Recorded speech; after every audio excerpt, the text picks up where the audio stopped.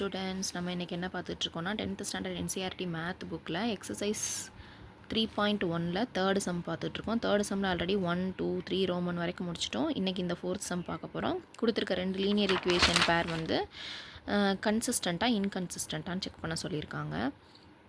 First அதை check பண்ணுறதுக்கு முன்னாடி இந்த சைடு ஈக்குவலுக்கு இந்த சைடு கொடுத்துருக்க நம்பரை இந்த சைடு சேஞ்ச் பண்ணி எழுதிக்குவோம். என்ன எழுதுகிறோம்? 5x - 3y - 11 = 0 minus 10x plus 6y plus 22 = 0. இப்போ இங்கே இருக்கிறது A1, இது A2, B1, B2 with sign. நல்லா மைண்டில் ஞாபகம் வச்சுக்கணும், வித் சைன் எழுதணும் எப்பயுமே நம்ம. சரி செய்வோமா? A1/A2 = என்ன ஆன்சர்? 5/-10. 5 டேபிளில் கேன்சல் பண்ணலாம்லத. 1 5 is 5, 2 5s are 10. அப்போ -1/2. இதே வந்து B1/B2 என்ன ஆன்சர் வரும்? -3/6. இதை எப்படி கேன்சல் பண்ணலாம்? 1 3 is 3, 2 3s are 6, -1/2.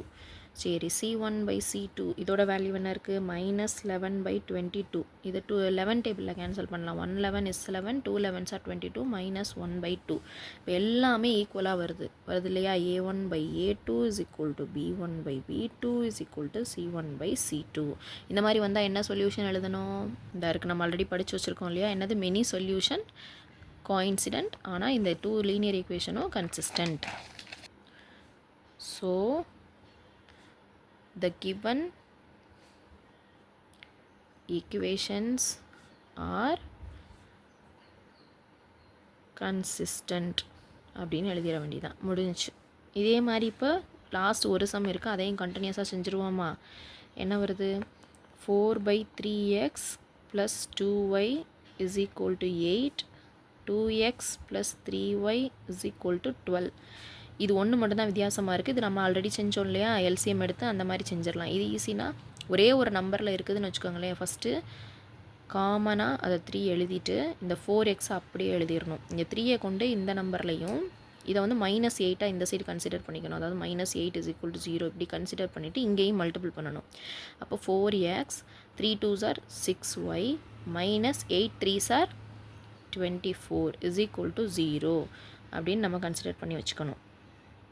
இப்போ இதை என்னவா சேஞ்ச் பண்ணி எழுதலாம்? 3 இந்த சைடு கொண்டு போயிட்டோம்னா 3 × anything 0, அப்படியே தான் 0 × anything 0 ஆயிரும். அப்போ என்ன வரும்? 4x plus 6y minus 24 = 0. இது ஃபஸ்ட் ஈக்குவேஷனாகவும், செகண்ட் ஈக்குவேஷன் என்ன இருக்குது? 2x plus 3y minus 12 = 0. இது செகண்ட் ஈக்குவேஷன். இப்போ A1/A2 கண்டுபிடிப்போமா? A1/A2 = 4/2. அப்போ என்ன வரும்? 2 2s are 4, 1 2 is 2, 2/1. அப்போ B1/B2 = எப்படி கண்டுபிடிக்கலாம்? 6/3. 6/3னா 2 3s are 6, 1 3 is 3, 2/1. இந்த சைடு எழுதுவோமா? C1/C2 = என்ன கண்டுபிடிக்கலாம்? C1 வந்து -24/C2ஓட வேல்யூ -12. மைனஸ் கேன்சல் பண்ணிவிட்டு 1 12 is 12, 2 12s are 24. அப்போ 2/1. இங்கே பாருங்கள், எல்லா வேல்யூம் ஈக்குவலாக வருது.